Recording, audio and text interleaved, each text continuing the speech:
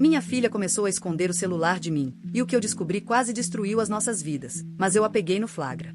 Meu nome é Helena, tenho 38 anos, e sempre acreditei que estava preparada para qualquer desafio que a vida me trouxesse. Fui mãe jovem, aos 25, e desde então, minha filha, Laura, se tornou meu mundo inteiro. Crescemos praticamente juntas, aprendendo uma com a outra, tropeçando e levantando. Sempre me orgulhei da relação que construímos, cumplicidade, confiança e aquele tipo de amizade que muitas mães sonham em ter com suas filhas. Por isso, quando comecei a notar que Laura estava diferente, meu coração entrou em alerta. Era sutil no começo. O celular sempre colado à mão, a tela virada para baixo quando eu me aproximava, risadinhas abafadas soando no meio da noite, como se ela estivesse compartilhando segredos que não cabiam mais no nosso vínculo. Aos 13 anos, eu esperava certa dose de privacidade. Afinal, a adolescência chega sem pedir licença. Mas havia algo além. Uma sombra nos olhos dela, uma impaciência repentina comigo, como se eu fosse uma estranha invadindo o território dela. Tentei ignorar. Disse a mim mesma que era só uma fase, que a adolescência estava batendo a porta. Mas cada dia trazia um detalhe novo que me incomodava. Na escola, Laura sempre foi aplicada, dedicada. Mas começou a se arrumar mais do que o normal para as aulas, escolher roupas com mais cuidado, até usar um pouco de maquiagem escondida. Eu achava fofo no início, até notar que ela sempre verificava o reflexo dela antes de sair, como se estivesse tentando impressionar alguém. A gota d'água veio numa noite de sexta-feira. Entrei no quarto dela para recolher roupas sujas e vi o celular vibrar em cima da cama. Era uma mensagem. Eu não costumo mexer nas coisas dela, mas naquele instante, algo dentro de mim pediu para olhar. A tela piscava com o nome salvo como P. Só uma letra. Você é diferente de todas as outras, Laura. Não paro de pensar em você. Meu estômago afundou. Eu não sabia como reagir. Fechei o celular, sentei na cama dela e esperei. O coração martelava tanto que parecia querer pular pela garganta. Quando Laura entrou no quarto, percebeu na hora que algo estava errado. Mãe, o que você está fazendo aqui?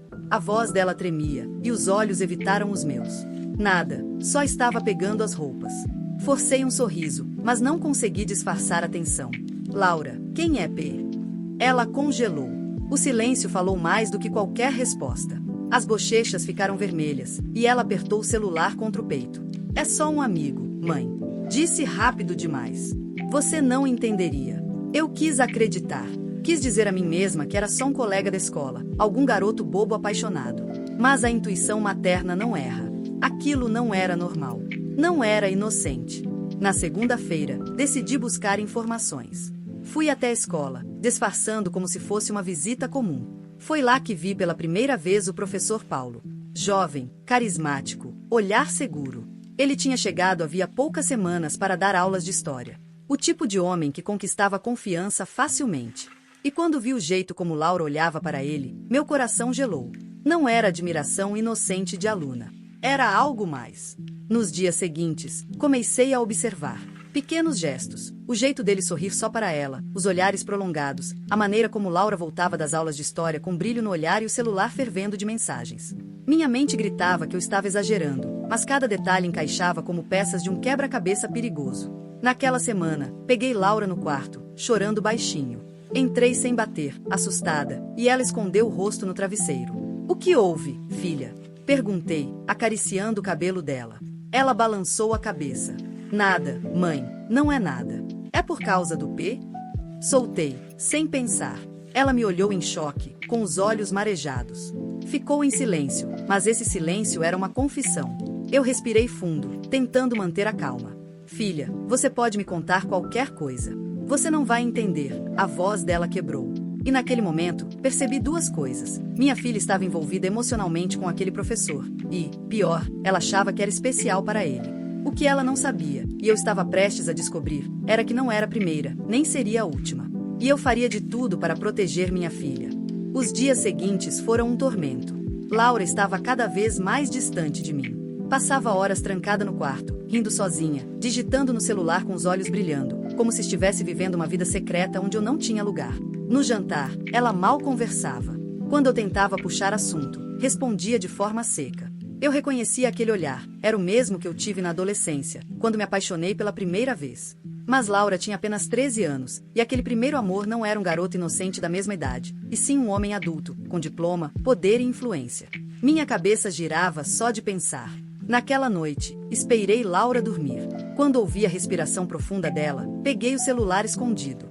Minha mão tremia tanto que quase deixei o aparelho cair. Consegui desbloquear com a digital dela, uma precaução que eu tinha, como mãe. As mensagens estavam todas lá. Um mar de promessas, de frases doces e manipuladoras. Você não imagina o quanto é especial para mim, Laura. Ninguém nunca vai entender o que temos. Prometo que vou cuidar de você. Mas precisa ser segredo, ok? Eu quase quebrei o celular no chão. Um nó subiu pela minha garganta, a mistura de ódio e desespero me sufocando. Não era apenas um flerte impróprio. Ele estava seduzindo a minha filha, transformando a inocência dela em uma armadilha. Mas algo me chamou a atenção. No meio das conversas, encontrei uma frase diferente. Você não é como as outras. Por isso gosto tanto de você. As outras. A palavra martelou na minha mente como um sinal vermelho. Quantas outras? No dia seguinte, liguei para uma amiga de confiança, Renata, que trabalhava na secretaria da escola. Contei apenas parte do que estava acontecendo, sem mencionar nomes. Perguntei se havia algum histórico estranho de professores com alunas. Ela ficou em silêncio por alguns segundos. Depois disse: Helena, não posso falar muito, mas você não é a primeira mãe preocupada com isso. Só tome cuidado. Era o que eu precisava ouvir para ter certeza. Voltei para casa e tentei agir normalmente. Mas cada vez que olhava para minha filha, sentia meu coração apertar. Ela estava tão cega pela ilusão, tão presa naquela teia de palavras doces que não percebia o perigo. Numa tarde, decidi confrontá-la com delicadeza. Estávamos lavando a louça juntas, uma das poucas atividades que ainda fazíamos lado a lado. Laura, posso te perguntar uma coisa? Falei, tentando soar calma. O quê? Esse P. Você gosta dele, não é? Ela parou de esfregar o prato. Ficou vermelha, mordeu o lábio. Mãe, por favor, não começa. Eu só quero entender. Ele é seu colega de classe? Ela hesitou. O silêncio foi resposta suficiente. Laura, ele é seu professor, não é?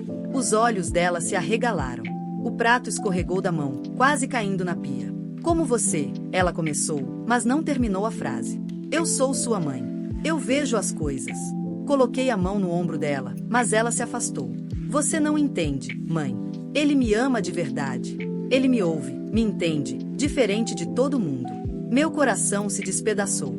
Ela acreditava mesmo. Filha, você só tem 13 anos, ele é adulto. Ele não pode sentir isso por você sem estar errado. Mas Laura me olhou com uma fúria que nunca tinha visto antes. Você só tem inveja. Você sempre quer controlar minha vida. As palavras dela foram como facadas. Mas eu engoli em seco. Porque não era sobre mim. Era sobre salvá-la. Naquela noite, não consegui dormir. Fiquei encarando o teto, arquitetando. Se eu fosse até a escola, se denunciasse, ele negaria. Ele tinha influência. O pior, era parente de pessoas poderosas da cidade. Eu já tinha ouvido comentários sobre a família dele, ligada à política e negócios locais. Se eu não tivesse provas irrefutáveis, ninguém acreditaria em mim. Pior ainda, poderiam virar contra mim, contra Laura. Eu precisava de um plano. Um que o pegasse no flagra, sem chance de fuga. E, para isso, eu teria que suportar a dor de ver minha filha continuar acreditando nas mentiras dele, até o momento certo. Eu sabia que estava entrando em terreno perigoso. De um lado, o instinto materno gritava para arrancar Laura daquela situação de qualquer jeito, nem que fosse à força. Do outro, a razão dizia que qualquer passo errado poderia nos colocar em risco e, pior ainda, fortalecer o domínio psicológico que aquele homem tinha sobre ela. Eu precisava ser estratégica. Na manhã seguinte, esperei Laura sair para a escola e corri até o quarto dela. Peguei o celular e vasculhei cada conversa, cada detalhe. Eu já havia lido bastante, mas queria algo concreto. As mensagens se repetiam, declarações de amor, promessas de um futuro juntos, palavras melosas que fariam qualquer adolescente acreditar que estava vivendo uma história única. Mas então encontrei algo diferente. Um áudio.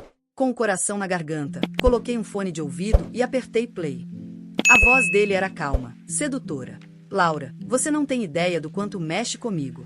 Mas precisamos ser cuidadosos. Lembra do que aconteceu com a Clara? Ela falou demais e quase me colocou em apuros. Você é diferente, né? Você sabe guardar segredo. Meu sangue gelou. Clara. Outro nome. Outra menina. Eu pausei o áudio e encostei na parede, tentando controlar a respiração. Ele não estava apenas seduzindo minha filha. Ele tinha um padrão. Clara era apenas uma entre tantas. E se já tinha acontecido antes, significava que havia vítimas espalhadas, meninas com histórias sufocadas pelo medo ou pelo descrédito. Naquele mesmo dia, fui até a escola, fingindo que tinha ido buscar Laura mais cedo. Esperei na porta até o intervalo. Observei. E o que vi só confirmou minhas suspeitas. O professor Paulo estava cercado por algumas alunas, todas em idade parecida com a de Laura. Ele sorria, fazia piadinhas, tocava no ombro de uma delas de maneira casual demais. E nenhuma professora, nenhum funcionário parecia notar algo errado. Quando ele me viu, sorriu como se fosse um homem irrepreensível. Cumprimentou-me com toda a educação do mundo. Dona Helena, que prazer revê-la. Laura é uma aluna brilhante. Meus dentes se trincaram de tanta raiva. A vontade era de cuspir na cara dele. Mas sorri. Um sorriso falso, engolido. Fico feliz que pense assim, professor. Respondi, tentando disfarçar. Naquele instante, tive certeza. Ele só cairia se eu pegasse no momento certo. Em casa, Laura continuava mergulhada no celular, suspirando a cada notificação. Mas algo começou a mudar. Percebi olhares de dúvida, hesitações. Às vezes, ela ficava mais triste do que feliz depois de mexer no telefone. Numa noite, quando fui levar um copo de suco no quarto dela, percebi lágrimas descendo pelo rosto. Filha, o que houve? Perguntei suavemente. Ela tentou esconder, mas não conseguiu. Me mostrou a tela do celular. Era uma mensagem dele. Hoje não posso falar muito, estou ocupado. Mais tarde converso com você. A princípio, parecia inofensivo. Mas Laura rolou a conversa para cima e mostrou outra mensagem, enviada por engano. Adorei ontem, você é incrível. Mal posso esperar para te ver de novo. Mas não era para Laura. Era para outra menina. Eu segurei o celular, atonita.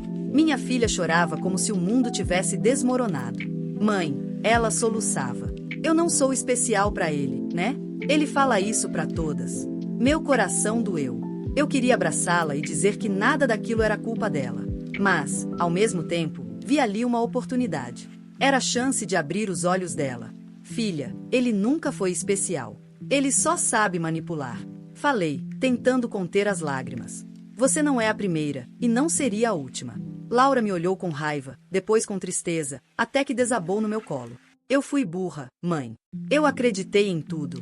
Não, filha. Você só confiou em alguém errado. Acariciei seu cabelo. Mas agora precisamos fazer algo.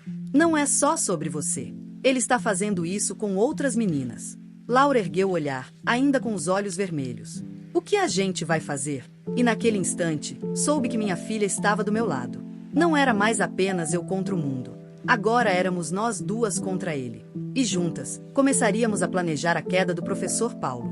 Naquela noite, ficamos abraçadas por horas. Laura chorava, e eu chorava junto. Não era só a dor de uma desilusão adolescente, era algo mais profundo, a sensação de ter sido enganada por alguém que deveria protegê-la.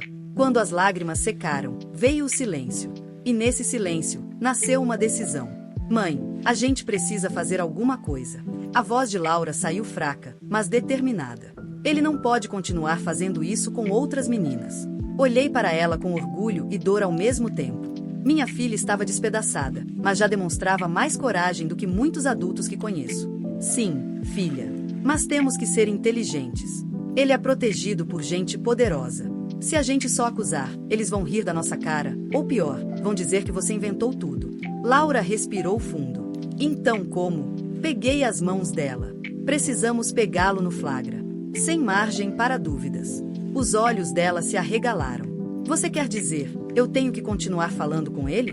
Meu coração doeu só de ouvir aquilo. A ideia de deixá-la manter contato com aquele homem me repugnava. Mas era a única maneira. Vai ser difícil, filha. Mas você não vai estar sozinha. Vamos planejar cada passo. Você não vai se encontrar com ele de verdade sem que eu esteja por perto. Apertei suas mãos. Promete confiar em mim? Ela hesitou, mas assentiu. Prometo. No dia seguinte, começamos o plano. Laura voltou a responder as mensagens, fingindo que ainda acreditava nas palavras dele. Mas agora, tudo era registrado. Prints, áudios, vídeos discretos. Eu ensinei a ela como gravar conversas sem que ele percebesse. E não demorou para ele voltar ao mesmo jogo. Laura, você não pode acreditar em tudo que lê. Eu gosto de você de verdade. As outras não significam nada. Eu quase ri de nervoso. O padrão era sempre o mesmo. A mesma ladainha, reciclada para cada menina. Laura me mostrava as mensagens, e embora ainda doesse, já não chorava como antes. Estava aprendendo a ver o monstro por trás da máscara. Mas o verdadeiro avanço aconteceu numa quinta-feira à tarde. Ele finalmente fez o convite. Laura, preciso te ver fora da escola. Só nós dois. Você pode inventar alguma desculpa para sair de casa? Quando li aquilo, senti meu corpo inteiro gelar. A raiva se misturou ao alívio. Era a oportunidade perfeita. Laura me olhou, assustada. Mãe, e agora? Agora, filha, a gente marca esse encontro. Mas quem vai aparecer lá não é só você. Passei a noite acordada arquitetando cada detalhe. Pensei em ligar para a polícia imediatamente, mas sem provas sólidas, tudo poderia virar contra nós. Precisávamos não só de prints, mas de imagens, de gravações inegáveis. No sábado, Laura respondeu: Ok, professor. Mas onde? Ele não hesitou. Mandou o endereço de um café discreto, afastado do centro da cidade. Era arriscado demais. Se fosse só nós duas, poderíamos estar nos colocando em perigo. Então liguei para Renata, minha amiga da secretaria da escola, e contei tudo. Pela primeira vez, falei abertamente, nomes, mensagens, provas. Do outro lado da linha, ela ficou em silêncio por alguns segundos. Depois disse: Helena, eu sempre suspeitei dele. Vou te ajudar. Tem um primo na polícia que não aguenta mais ver esse homem intocado por causa da família dele. Naquele momento, senti que não estávamos sozinhas. No domingo, Laura e eu fomos até o café para simular a cena. Antes, combinamos com Renata e o policial de confiança dela. Eles ficariam de longe, prontos para agir. Laura estava nervosa, com as mãos suando frio. Mãe, e se ele perceber que é uma armadilha? Abracei-a forte. Ele não vai perceber, porque homens como ele acham que são mais inteligentes que todo mundo. E naquele instante, percebi que não era apenas uma luta por justiça. Era uma luta para ensinar minha filha que ninguém tem o direito de roubar a inocência dela. No dia marcado, eu mal consegui dormir. Era uma mistura de ansiedade, medo e aquela vontade de proteger a Laura que ardia no peito como fogo. Revirei as provas pela manhã, as mensagens, os áudios, os prints, não para procurar instruções, mas para reafirmar que aquilo não era invenção. Aquilo era real e tinha que parar. Combinei com a Laura um roteiro muito simples. Ela continuaria a conversar com o professor, manteria aquele tom tímido e vulnerável que ele sempre explorava, e responderia ao convite para um encontro no café. O que ele não sabia, e ninguém fora do círculo pequeno sabia, era que o encontro não seria apenas entre ele e a menina. Havia mais gente esperando pela hora certa. Renata com seu primo policial, 2 detetives da delegacia que aceitariam ajudar sem fazer alarde. E, algo que me causava frio e esperança ao mesmo tempo, um link de transmissão ao vivo que iria levar tudo para a internet assim que começasse a acontecer algo que confirmasse o padrão. Quando anunciei a ideia a Laura pela manhã, ela mentiu dizendo que estava nervosa, mas aceitou. Se é para acabar com isso, faz, murmurou. Apertei a mão dela com força. Eu também estava nervosa, mas resoluta. Chegamos ao café mais cedo. Sentamos numa das mesas do fundo, de onde se via o corredor que levava à porta de trás. Era estratégico, não por maldade, mas por necessidade. Dali teríamos visão, e dali os policiais podiam agir sem expor a menina a uma cena de confronto na frente de estranhos. Renata ficou do lado de fora, equivocadamente ocupada com seu telefone. Só eu sabia que ela estava em contato direto com o primo. Antes de sair, os policiais haviam conseguido, através de canais oficiais, organizar a presença discreta de um técnico de transmissão que trabalhava com ciência de dados de uma ONG de proteção digital. Pessoas que, por acaso, deviam favores a Renata pelo apoio que davam em casos de assédio online. Eles não me deram detalhes técnicos, só prometeram que, no instante em que houvesse um comportamento que configurasse abuso ou assédio claro, a câmera apontaria para a mesa e a transmissão começaria automaticamente, com gravação segura para a polícia. Eu não pedi para explicar como, me bastou confiar. A última coisa que eu queria era transformar a minha dor em um manual para quem quisesse prejudicar alguém. Enquanto esperávamos, cada movimento da Laura parecia amplificado. Ela mexia no celular, fingindo escrever, e às vezes lançava olhares rápidos para a porta. Eu a observava como se ela fosse um cristal precioso, e, de certa forma, era. Ele chegou 5 minutos atrasado, elegante de um jeito que tentava camuflar a vaidade, e com um sorriso que tantas meninas tinham descrito. Sentou-se e perguntou, com aquela voz mansa, se Laura estava bem. Ela fingiu sorrisos, sorri como se fosse uma amiga tímida e interessada. Ele puxou conversa trivial, como se aqueles minutos fossem apenas um café entre professor e aluna. No meu peito, o relógio batia contando segundos. A conversa virou privada aos poucos, da forma como acontecem essas coisas. Elogios aqui, uma palavra doce ali, comentários que pareciam inofensivos mas que tinham o objetivo de aproximar. Naquele momento técnico, sentado em um carro estacionado em uma rua lateral, pôs-se atento, pronto para acionar a transmissão. Eu via isso no visor do meu telefone, um aviso vermelho, pronto para transmitir. Renata me mandou uma mensagem curta, vai com calma. Quando ele tocou um assunto que investigamos, quando ele usou um diminutivo que eu tinha visto em áudios com outras meninas, eu senti a garganta seca. A Laura ficou imóvel por um instante, com o rosto de menina bonita e tenso. Eu vi o movimento do professor, um gesto de ninguém precisa saber, como se fechasse uma cortina invisível entre nós. E foi nesse gesto, naquele sussurro que poderia ser confundido com convite, que o técnico apertou o botão. A transmissão se ativou como numa cena de filme, não porque quiséssemos fazer espetáculo, mas para criar uma prova pública inegável. Em questão de minutos, o trecho começaria a subir a uma sala segura mantida pela delegacia, e uma gravação de backup já ia direto para os servidores oficiais. Eu não pensava em likes, pensava no que viria depois, que nada daquilo poderia ser dito como interpretação, mal-entendido ou vingança. O professor, por sua vez, não soube que estava ao vivo. Muitos homens que se aproveitam de posição de autoridade trabalham com a convicção de que chegaram a um lugar seguro, um ambiente fechado, um segredo entre o sedutor e a seduzida. Ele falou como falava com outras meninas, palavras que soavam poéticas quando ouvíamos como terceiras, mas que ao vivo soavam predatórias. Ele sugeriu coisas que cruzavam linhas profissionais e ofereceu ajuda fora do horário escolar, sugeriu encontros privados com pretextos de revisar trabalhos ou ajudar com projetos, todas desculpas que conhecemos bem. Quando o professor esticou a mão para tocar no braço da Laura, um gesto que para ele havia sido testado antes e aprovado como inofensivo, o policial, que estava a poucos metros, entrou. Ele se aproximou sem alarde, colocou a mão no ombro do homem e o informou que precisava acompanhá-lo. As palavras foram curtas, profissionais, e uma sensação de alívio me atravessou. Não houve luta, apenas completa desorientação do professor, como se finalmente se desse conta de que algo maior do que o jogo dele havia entrado na sala. O silêncio que se seguiu parecia interminável. O professor ficou paralisado por alguns segundos, como se não conseguisse acreditar que tudo aquilo estava acontecendo diante de seus olhos. A caneca de café tremia em suas mãos, os olhos arregalados buscando desesperadamente uma saída. O que é isso? Ele balbuciou, tentando manter a pose. Isso é uma invasão da minha privacidade. Eu posso processar vocês. Laura deu um passo para trás, mas dessa vez não era de medo. Era de coragem. Sua voz saiu firme, como eu nunca tinha ouvido antes. Você já processou garotas de 13 anos com mensagens assim? Ela apontou para o celular, ainda gravando. Eu quase chorei de orgulho. Minha menina, que há poucos dias estava desmoronada, agora enfrentava o monstro de frente. Foi então que Renata, que até então estava quieta, levantou-se e anunciou. Para quem está assistindo a live, esse é o professor Paulo, acusado por diversas alunas de comportamento abusivo. Hoje estamos pegando ele no flagra. A palavra live ecoou no ar como uma bomba. O professor empalideceu, só então entendendo a dimensão da armadilha. Ele olhou em volta, procurando câmeras, e percebeu, havia várias. A câmera do meu celular, a câmera de Renata, até mesmo o policial disfarçado segurava um aparelho virado para ele. Não, vocês não podem, ele gaguejou, tentando cobrir o rosto com as mãos. Mas era tarde demais. A live já contava com centenas de pessoas assistindo, e os comentários pipocavam sem parar. Sempre desconfiei desse homem. Minha prima estudou com ele e passou por isso também. Justiça já. O desespero do professor aumentou. Ele se levantou bruscamente, derrubando a cadeira, e tentou sair do café. Mas foi interceptado pelo policial, que finalmente se identificou.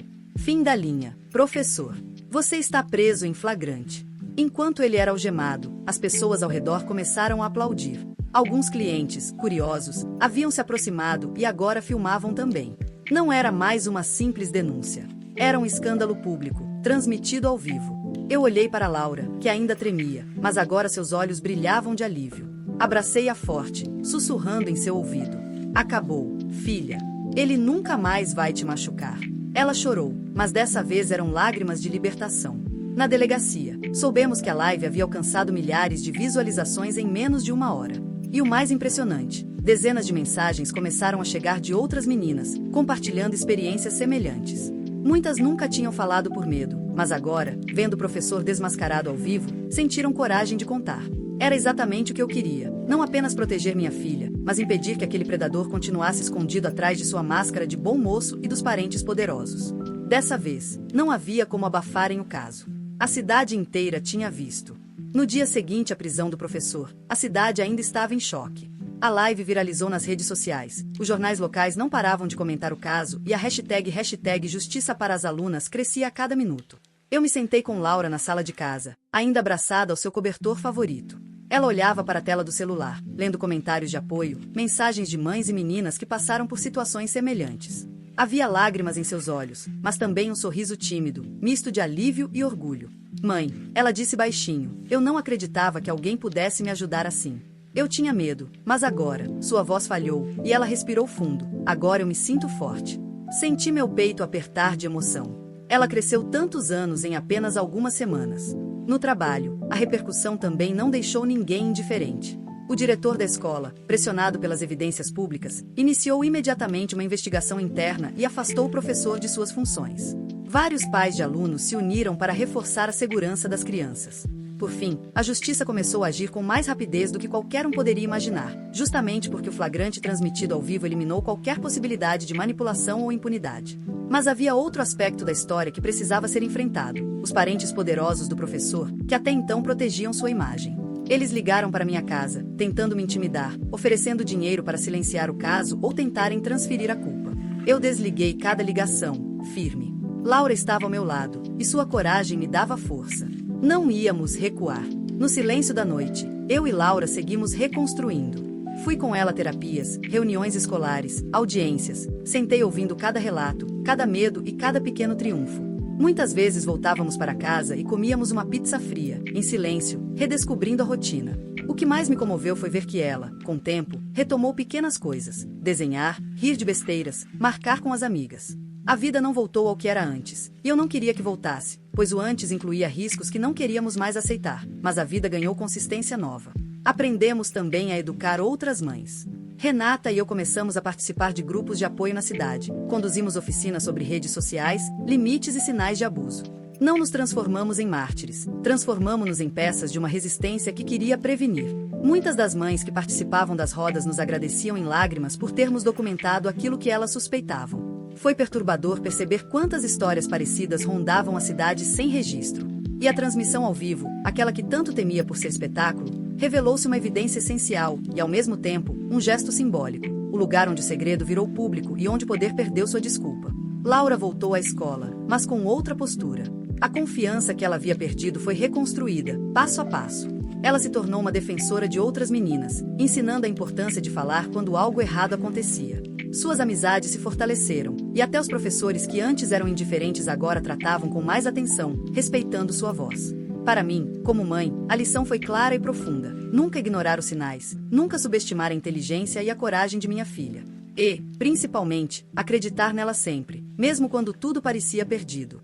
Em casa, criamos novos rituais. Conversas longas à noite, horários sem celular para estarmos juntas, passeios nos fins de semana. Cada gesto simples se tornou uma forma de fortalecer a confiança entre nós, de curar as cicatrizes deixadas por semanas de medo e mentiras. O professor foi processado, condenado e perdeu todos os direitos de atuar em qualquer instituição de ensino. A reputação dos parentes poderosos também foi abalada. Eles não esperavam que uma mãe e uma filha comuns conseguissem virar o jogo contra alguém com influência. Mas conseguimos, juntas. E o mais importante, Laura entendeu que, apesar das decepções, há justiça para aqueles que têm coragem de lutar. E eu aprendi que proteger alguém vai muito além de abraços e conselhos. É ter ousadia para enfrentar o que parece impossível. No silêncio da noite, quando a cidade dormia, eu olhei para minha filha dormindo e sorri. Ela estava segura, livre e, finalmente, empoderada. Um sorriso de vitória se formou no meu rosto. Conseguimos, sussurrei. Conseguimos, minha filha. E naquele momento, percebi que não era apenas a justiça que havia vencido. Era a força de um vínculo inquebrável entre mãe e filha, capaz de enfrentar qualquer ameaça, qualquer mentira e qualquer poder que se achasse acima da lei. A história terminou, mas a lição permaneceria para sempre. Coragem, verdade e amor incondicional podem derrubar até os obstáculos mais sombrios.